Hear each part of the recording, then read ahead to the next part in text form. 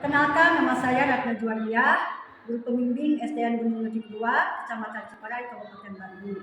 Judul buku Hidup Sehat Sejak Dini, halaman 1 sampai dengan 74, penulis RF dan penerbit Piramid Emas Putih. Buku yang sudah saya baca ini akan saya sampaikan melalui pidato yang berjudul Pentingnya Menjaga Kesehatan Sejak Dini. Assalamualaikum warahmatullahi wabarakatuh. Waalaikumsalam warahmatullahi wabarakatuh. Selamat pagi, salam sejahtera untuk kita semua. Yang terhormat Bapak dan Ibu Guru, juga teman-teman sekalian yang saya cintai.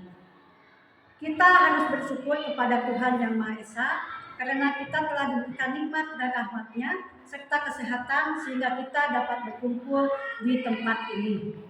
Bapak Ibu yang saya hormati, banyak orang yang tidak menghiraukan kesehatan tubuhnya.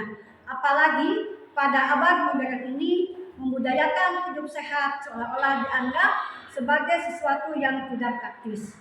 Padahal seperti pepatah mengatakan, di dalam tubuh yang sehat terdapat jiwa yang kuat. Pepatah ini secara tidak langsung menyadarkan kita bahwa memiliki tubuh yang sehat tentunya membuat pikiran dan jiwa kita yang sehat. Bapak dan Ibu teman-teman sekalian yang saya cintai, kita harus mulai membudayakan hidup sehat sejak dini karena hidup sehat memberikan banyak manfaat bagi semua orang.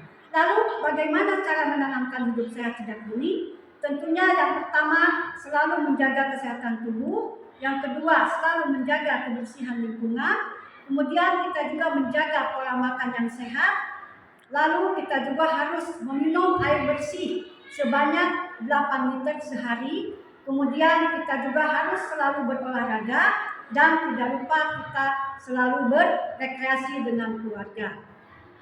Bapak dan Ibu yang saya hormati, kebiasaan-kebiasaan ini harus kita tanamkan sejak dini dan dapat kita terapkan dalam kehidupan sehari-hari.